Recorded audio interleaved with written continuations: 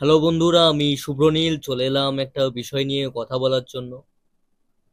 Thumbnail দেখে তোমরা বুঝেছো কার বিষয়ে কথা বলবো, কিন্তু আমি এক্স্যাক্টলি কি কি বলবো হয়তো তোমরা থাম্বনেল দেখে বোঝোনি। সেই কারণে প্লিজ পুরোটা দেখো, ভিডিওটা ভালো লাগবে তোমাদের। বিশেষ করে দেবদার যারা ফ্যান্স রয়েছে তারা অবশ্যই দেখো, এবং যারা বাংলা ইন্ডাস্ট্রিকে ভালোবাসো তারা এই ভিডিওটা অবশ্যই কন্টিনিউ করো, পুরোটা দেখো।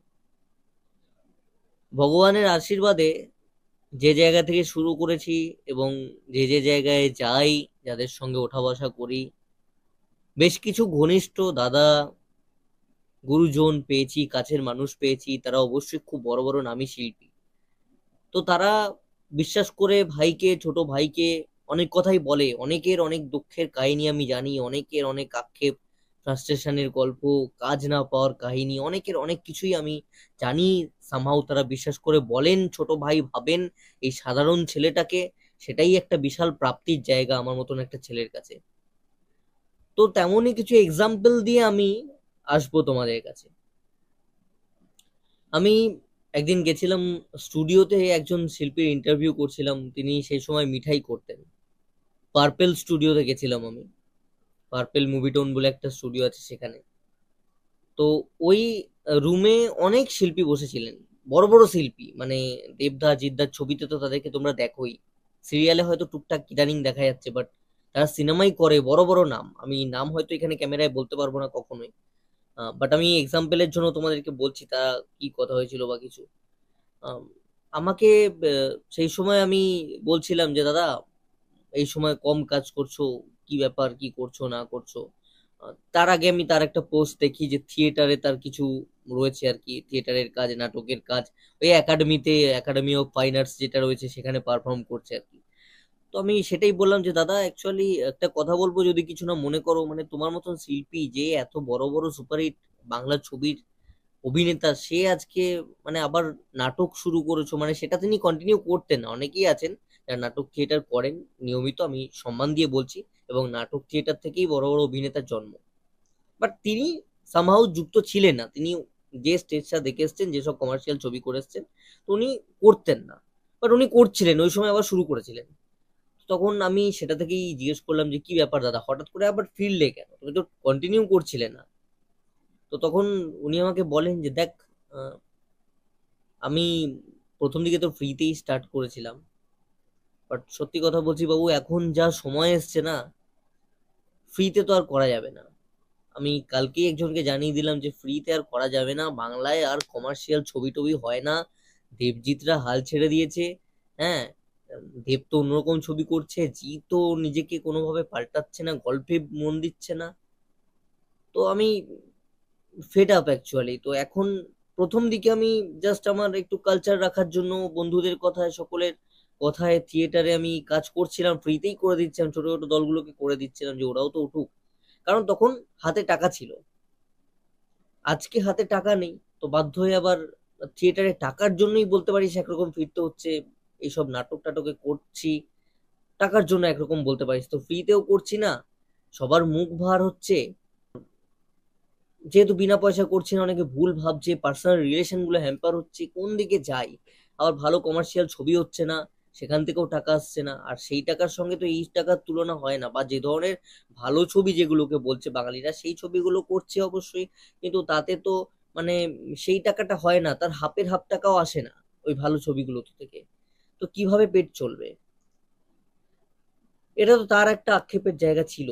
মানে দেবজিতের কতটা ইম্প্যাক্ট ওই ছবিগুলোর, সেটা তোমরা আশা করছি এই ভিডিওটা দেখলে বুঝবে। আর একটা এক্সাম্পল তোমার সঙ্গে আমি শেয়ার করছি, সেটা হচ্ছে যে আহ, একজন, আমি দুজন সেলিব্রিটির এক্সাম্পল দিচ্ছি। রিলেশন মোটামুটি ভালো হয়েছিল। সেই সময় আমি প্রথম দিকে এই ইন্টারভিউ এগুলো করা শুরু করছি আমার চ্যানেলের জন্য। সেই সময় ইন্ডাস্ট্রির নতুন সব লোকজনের সঙ্গে পরিচয় হচ্ছে, রিলেশন তৈরি করার চেষ্টা করছি।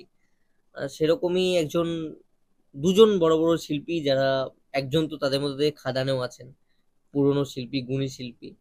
উম, দুজনই খাদানে আছে ইনফ্যাক্ট। একজন, আর একজনের এক্সাম্পল আমি দেবো, তিনজনের কথা বলবো। তার মধ্যে থেকে তিনজনই কথা বলবো, মানে তিনজনই আমার কাছে টাকা চেয়েছিল ইন্টারভিউ দেওয়ার জন্য। সেই সময় ইন্টারভিউ চেয়েছিলাম, তাদের মধ্যে থেকে তো দুজন করছে, খাদান করছে দুজন। হ্যাঁ, দুজন খাদানই করছে। তো যে কারণে ভিডিওটা অ্যাকচুয়ালি বানানো, মানে টাকা চেয়েছিল আমাকে, তারা বলেছিল যে দেখ বাবু টাকা ছাড়া করতে পারবো না, কারণ কমার্শিয়াল ছবির পার্ট, আর সেই কমার্শিয়াল ছবি এখন আর হয় না, দেবজিৎ কেউ করে না, সেই কারণে ফ্রিতে কিছু করতে পারবো না, হাতে টাকা নেই, বুঝতেই পারছিস, তোরা যদি না বুঝিস তাহলে খারাপ বুঝবে। তো এটা ছিল। তো এতে করে দেখো, না আমি তাকে টাকা দিতে পারলাম না, তার টাকা ইনকাম হলো, আর আমি বা কেন টাকা দিয়ে, আমার কত টাকাই বা ইউটিউবে ফেরত আসবে, আমি টাকা দিয়ে কেন ইন্টারভিউ করবো? তো আমি আবার ভিডিওটা আনতে পারলে যদি চলতো তাহলে হয়তো কিছু টাকা উপার্জন হতো, তো সেটাও করতে পারলাম না, তো দুতরফাই কিন্তু লসে গেল। কারণ কি? দেবজিৎ কমার্শিয়াল ছবি করছে না। তো কতটাই ইম্পর্টেন্ট এরা দুজন।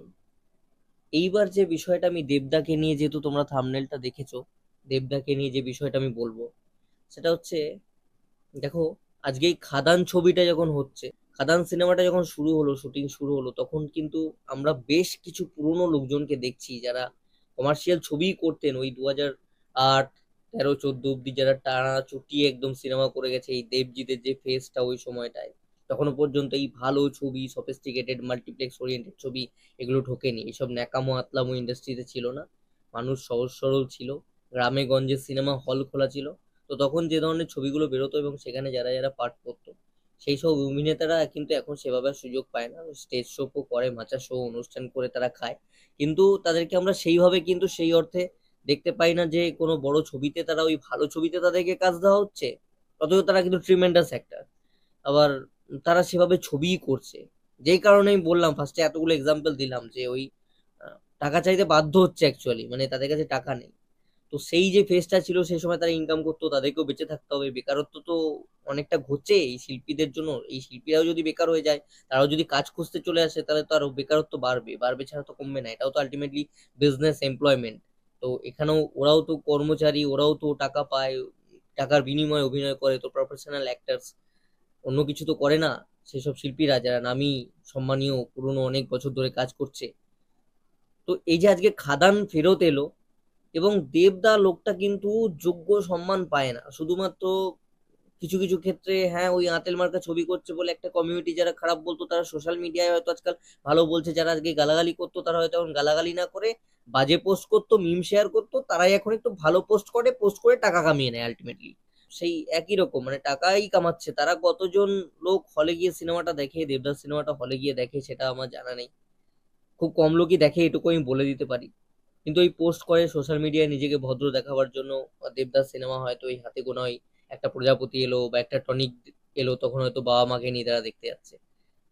কিন্তু এই যে খাদান ছবিটা হচ্ছে, এই যে কমার্শিয়াল ছবির কতটা দরকার ইন্ডাস্ট্রির পক্ষে, দেবদা জিদ্দার ওই কামব্যাকটা কতটা প্রয়োজনীয়তা, এবং দেবদা জিদ্দার কতটা অবদান। আজকে জিদ্দা নামটা আমি বারবার নিচ্ছি, বাট ভিডিওটা অবশ্যই দেবদাকে নিয়ে, বাট ওই মানুষটাকে ছাড়াও অসম্পূর্ণ, এবং ইনফ্যাক্ট আমি অঙ্কুশদার নামও নেব। আহ, দেবদা বা এই ধরনের হিরো, দেবদাই, তো এনারা যোগ্য সম্মান পেলেন না, এবং দেবদা তো যোগ্য সম্মান কোনো দিন পাননি যতটা উনি ডিজার্ভ করেন। আজকে ওনার যেসব অ্যাক্টিভিটিস, যতটা উনি ভাবেন, করোনা পরিস্থিতিতে উনি নিজের পকেট থেকে ইন্ডাস্ট্রির জন্য যেসব ফোরাম টোরাম রয়েছে সেখানে ডোনেট করেছেন বহু টেকনিশিয়ান এদিক ওদিককার লোককে। তাছাড়াও তার এমপি যে তহবিলের টাকা সেইটাও কিন্তু ডোনেট করেছেন, যাতে টেকনিশিয়ানরা উপকৃত হয় করোনা পিরিয়ডটা। সেই সময় বড় বড় স্টার, বড় বড় ভদ্রলোক, বড় বড় ভদ্র ভদ্র পরিচালক, ভদ্র বড় সফিস্টিকেটেড অভিনেতা, ভদ্র ভালো, তারা সব কেউ পাশে দাঁড়ায়নি, কেউ 5,000, 7,000, 8,000 করে ঠেকিয়ে দিয়েছে, কেউ 10,000 টাকা ঠেকিয়েছে। ওই লোকটা টাকা ছড়িয়েছে শুধুমাত্র ইন্ডাস্ট্রিকে ভালোবেসে। একটা টাইম তোমাদের মনে থাকবে, একজন ক্যামেরাম্যান যিনি সত্যজিৎ বাবুর ক্যামেরাম্যান, তিনি রাস্তায় ঘুরছিলেন অভাবে, টাকার অভাবে, সিনেমাটোগ্রাফার একজন, তার পাশে ইন্ডাস্ট্রির অনেক বড় বড় তারকা, অনেক বড় বড় ইন্ডাস্ট্রি সুলভ মানুষ, সিনিয়র আমাদের মানুষজন অনেকে আছেন, মানে খুব মহৎ অভিনেতা, তারা কিন্তু কেউ পাশে দাঁড়াননি, বাট এক্সপেক্টেড ছিল যে তারাই পাশে দাঁড়াবে। সেখানে আমরা দেখেছি দেবদা বাড়িতে ডেকে তার থেকে গল্প শুনে সেই সময় তাকে টাকা দিয়ে হেল্প করেছে। প্রচুর অবদান আছে, তাছাড়া তো সোশ্যাল কন্ট্রিবিউশন প্রচুর। হ্যাঁ, এখন ভোট আসছে, অন্যান্য দল যে কোনো দলকে মানুষ সাপোর্ট করতে পারে, বাট দেবদাস শুধুমাত্র টিএমসি করে বলে সেই জায়গাগুলো যদি আমরা ভুলে যাই সেটা খুব খারাপ হবে। আহ, প্রচুর অভিনেতা অভিনেত্রী রয়েছে টিএমসি করে গেছে, বাট তাদেরও অ্যাক্টিভিটিস আমরা জানি, দেবদার অ্যাক্টিভিটিও আমরা দেখেছি, তো অস্বীকার করার লোকটাই কোনো জায়গা নেই। সত্যিকারের এই যুগের উনি মহানায়ক, উনি এই যুগের মহানায়ক। এবার মহানায়ক শব্দটা বললে আবার অনেকে আবার চোখ টোক কপালে উঠে যায়, কিন্তু কেন বলবো না, কিসের লজ্জা বলতে? আরে উত্তম বাবু ছিলেন, উত্তম স্যার ছিলেন, উনি ছিলেন, ঠিক আছে, উনি ছিলেন, উনি আছেন, উনি থাকবেন, সারা জীবন থাকবেন, ওনার জায়গাটা কেউ নিচ্ছে না। মহানায়ক একটা পুরস্কার পেয়েছিল, মহানায়ক তাকে উপাধি দিয়ে দেওয়া হয়নি। কিন্তু আমি বলবো এক ধাপ এগিয়ে গিয়ে, উত্তম কুমার যেমন একজন মহানায়ক ছিলেন, তার কর্মকাণ্ড, তার অভিনয়, তার ইন্ডাস্ট্রির প্রতি কন্ট্রিবিউশন, এবং ইন্ডাস্ট্রির প্রতি কন্ট্রিবিউশন মানে সমস্ত শিল্পীকে নিয়ে এগিয়ে যাওয়া এবং তাদেরকেও পেটে বাঁচতে হবে, টাকা ইনকাম করে সেই শিল্পীগুলোকে নিয়ে চলা এবং সেই শিল্পীগুলোকে বিপদে দেখা, সেটা উত্তম কুমারও করেছেন। সেই কারণে তিনি মহানায়ক।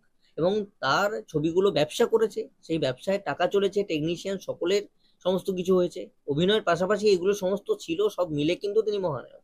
তো এই যুগে দাঁড়িয়ে দেবদার মধ্যে সেই প্রত্যেকটা গুণ রয়েছে, প্রতিটা জিনিস। এমনকি দেবদা যে রেমুনারেশন নেয় না, ওই সময় দাঁড়িয়ে উত্তমবাবু যা রেমুনারেশন নিতেন, সেইটা এই সময় দাঁড়ালে কোটিতেই যায় টাকাটা। তো তারও কিছুটা দেবদা পূরণ করতে পেরেছেন। যদি তুমি স্ট্যান্ডার্ড ম্যাচের কথা বলো, যদি তুমি ইন্ডাস্ট্রিকে কন্ট্রিবিউশনের কথা বলো, তাহলে লোকটার সিনেমা হিট হচ্ছে যত, টেকনিশিয়ানরা তত বেশি কাজ পাচ্ছে, লোকটা কাজ করার সাহস পাচ্ছে, তার সাথে সাথে টেকনিশিয়ানদের পেট চলছে, ঘর চলছে। তো এটা ইন্ডাস্ট্রির প্রতি কন্ট্রিবিউশন, অবশ্যই ইন্ডাস্ট্রিকে সাথে নিজেও কামাচ্ছে, লোককেও কামাবার সুযোগ করে দিচ্ছে। নিজে বেশি বেশি করে কাজ করছে, তো লোকেও বেশি বেশি কাজ পাচ্ছে, তো কাজ করছে, তো ইন্ডাস্ট্রির সকলকে নিয়ে এগিয়ে যাচ্ছে। এবং আজকে আমি যেটা শুনছি, আমি মহারাজ ভাই, মহারাজের চ্যানেল থেকে এসছে, বা প্রিন্স দা মানে আমাদের শিল্পেন্দু দা, তার চ্যানেলে আমি দেখলাম যে ওরা বলছে যে জুবিন গার্গের নাকি গান আছে, ওরা শুনেছে কানে, আমি শুনিনি, এবং ওরাও যথেষ্ট অথেন্টিক খবর দেয়। তো নিশ্চয়ই ওরা শুনেছে বলে বলছে, তো সেটা যদি হচ্ছে, আমি এখন নিজে কানে শুনিনি, তো সেটা যদি হচ্ছে, তার মানে ভাবো জুবিন গার্গকে আমরা কত বছর পর পাচ্ছি। ওইরকম একটা ট্যালেন্টেড লোক, তাকে ইউজই করছে না বাংলা ইন্ডাস্ট্রি। আর কি কি গান দিয়ে গেছে, মানে কি লেভেলের গান আমরা ছোট থেকে শুনেছি জুবিন গার্গের সঙ্গে। আজকে সোহম দা বলি, দেবদার ছবিতে বলি, দেবদার তো প্রতিটা ছবির গানে মানে থাকতোই আর কি, জুবিন গার্গ থাকতো, এবং গানগুলো হিটও হতো। অঙ্কুশ দার কথা যদি বলি, অঙ্কুশ দার ইনিশিয়াল স্টেজে প্রতিটা গান, পাগলি তোকে, তোকে হেভি লাগছে, প্রত্যেকটা গান জুবিন গার্গ ফাটিয়ে দিয়েছে, এবং ওই গানও ভালো দরকার হয় একটা নায়ককে তোলার জন্য। তো সেই গানগুলো হয়েছে, সেরকম একজন ট্যালেন্টেড লোক আজকে হারিয়ে গেছিল, তাকে আবার বাংলাতে ফেরত আনছে দেবদা। কার নাম নেব, সুমিত গাঙ্গুলি, পার্থ সারথি, রাজা দত্ত, এই শিল্পীগুলো তো হারিয়ে গেছিল। এনাদেরকে তো ভালো ছবিতেও কাজ করেন না ভদ্র ভদ্র ডিরেক্টররা, তো এনাদেরকেও তো চালাতে হবে। আমি মাঝখানে দেখছিলাম রাজা দত্তর মতন শিল্পী সিরিয়াল করছে। আরে উনি সিরিয়ালের নায়কের কাছে মার খাচ্ছেন, মানে সিরিয়ালকে আমি ছোট করছি না, বাট দেবদার সঙ্গে পাঠ করেছে একটা লোক, কত টাকা সেই সময় কামিয়েছে, ওইরকম একটা বক্স অফিস বাংলা ইন্ডাস্ট্রির পর পর হিট। তো সেই লোকটাকে আমার দেখে মানে আমার খারাপ লেগেছিল গো, এটা হয়। কারণ প্রতিটা শিল্পী যতই সিরিয়ালের নায়কত্ব, সে তো যখন সিনেমা পাচ্ছে পরপর, তখন তো সে সিরিয়াল করতে চাইছে না, এটাও তো ফ্যাক্ট। আজকে সৌমিত্র শাহ যেরকম ভাবে সিনেমাতে গেছে, সেও তো চট করে সিরিয়ালে ফিরতে চাইছে না, বা অন্যান্য অনেকেই আছে যারা সিরিয়াল থেকে নাম করেও সিরিয়ালে পরে ফেরে না, কারণ বড় পর্দার প্যাশনটাই ম্যাক্সিমাম লোকের থাকে। ওটা একটা ম্যাজিক আছেই, যতই যে যাই বলুক, আমি একটু কাটা কাটা কথা বলি, বাট এটাই সত্যি। তো সেইটা আজকে সেই শিল্পীগুলোকে ফিরিয়ে আনছে, যারা আমরা দেখেছি ছোটবেলায় কিভাবে চুটিয়ে অ্যাক্টিং করতেন, আমাদের প্রত্যেকের চোখের মনি ছিল, নয়নের মনি ছিল, মানে দেবদার এন্ট্রিতে এমন সিটি পড়তো, সেই শিল্পীগুলোর এন্ট্রিতে সিটি পড়তো হলে। সেই লোকগুলো আজকে হারিয়ে গেছিল।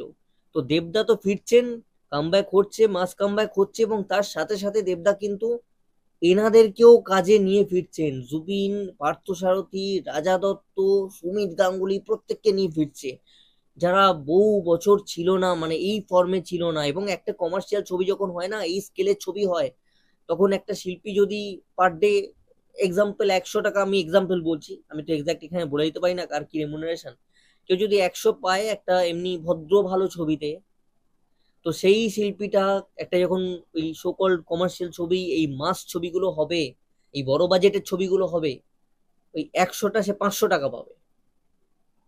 তো তাদের কিন্তু এটাই তো রুজি রুটি, তো তাদের ক্ষেত্রে এটা খুব গুরুত্বপূর্ণ। পারতেন দেবদা যেমন একটা অনির্বাণ চক্রবর্তীকে নিয়েছে, ওরকমই সব এখন ওই ভদ্র গোছের মাল্টিপ্লেক্সের শিল্পীদেরকে নিয়ে কাজ চালাতে পারতেন, তারাও ইকুয়ালি ভালো অভিনেতা। বাট দেবদা সেটা করলেন না। তো দেবদা সত্যিকারের এই যুগের মহানায়ক, উনি একা শুধু নিজে বড় হব এই স্বপ্নটা দেখেননি, উনি ইন্ডাস্ট্রির জন্য ভেবেছেন। এবং ইন্ডাস্ট্রি হয় সব মানুষকে নিয়ে, একটা টেকনিশিয়ান, একটা ক্যামেরার পেছনের মানুষ, একটা সিরিয়ালের অ্যাসিস্ট্যান্ট ডিরেক্টর, একটা ডিরেক্টর, সকলে সিরিয়াল, সিনেমা, সবাই, সেই শিল্পী, টেকনিশিয়ান, চ্যানেলের লোক, সকলকে নিয়ে একটা ইন্ডাস্ট্রি হয়। তো এই লোকগুলো ইকুয়ালি ইম্পর্টেন্ট যারা হারিয়ে যাচ্ছিল, অ্যান্ড তাদেরকে যেভাবে স্কোপ দিলেন এবং দেবদা ফিরিয়ে আনলেন নিজের সঙ্গে, দেবদাকে একটা প্রণাম না করে পারা যাবে না। এবং এইগুলো চোখে আঙুল দিয়ে কবে বুঝবে বাঙালি, এইগুলো দেখার মতো এবং দেখিয়ে দেওয়ার মতো। আর কবে বুঝবে, আর কবে চিনবে এই লোকটাকে? লোকটা 18 বছরে প্রচুর কিছু করলো, কিন্তু আমরা তাকে কিছু জায়গায় দিতে পারলাম না সেইভাবে যতটা তিনি ডিজার্ভ করেন। দিয়েছি, দিয়েছি 6 কোটি টাকা একটা সিনেমাকে, হলে গিয়ে টিকিট কেটে দিয়েছি, কিন্তু শাহরুখ খানকে আমরা 42 কোটি দিচ্ছি, এই ছেলেটাকে আমরা 22 কোটি দিতে পারি না সিনেমা দেখতে গিয়ে তার? তো বলার মতন অনেক কিছু রয়েছে, প্লিজ সাপোর্টিভ হও। আমি ফার্স্ট থেকে দেবজিৎ, অঙ্কুশ অনেকের নাম নিয়েছি। অ্যান্ড যিশুদার কথা বলবো, যিশুদা যদিও এই মুহূর্তে সাউথ এদিক ওদিক সব জায়গায় কাজ করছেন, তো তাকে নেওয়াটা খুব স্বাভাবিক, সেটা নিয়ে বলাটা বোকামি হয়ে যাবে যে যিশুদা আর দেবদা সেই পুরনো ছবি করেছে তো সেই জন্য ফিরিয়ে আনছেন, তো সেই টাইপের আমি কিছু বলবো না। বাট সেই ধরনের অনেকের ভিডিওতে আমি শুনছি, বাট এটা খুব বোকা বোকা, এটা নিয়ে কিছু বলবো না। বাট দেবদা যে কামব্যাকটা করছেন কমার্শিয়ালি, যখন করছেন তখন সেই সব কমার্শিয়াল যেসব মহারাজারা ছিলেন, যেসব রাজারা ছিলেন, যেসব দৈত্যরা ছিলেন, জায়ান্টরা ছিলেন, তাদেরকে নিয়ে একসঙ্গে কামব্যাক করছেন, এবং এটা খুব দরকার। এবং দেবদা, এরকম তুমি করতে থেকো বস, খুব দরকারি। তুমি যদি না করো তাহলে আর কে করবে? অঙ্কুশদা তো মির্জা আনছেন, অঙ্কুশদাও চেষ্টা করছেন, বাট অঙ্কুশদারটা অনেক এখনকার শিল্পী হয়ে গেছে। আমি দেবদারটা বলার একমাত্র কারণ যে সেসব পুরনো লোক যারা সেই সময় সঙ্গ দিয়েছিল, সেই সব শিল্পীগুলোর ফিরে আসাটা খুব দরকার ছিল, এবং তাদের পাশে দেবদা দাঁড়ালেন। হ্যাটস অফ গুরু।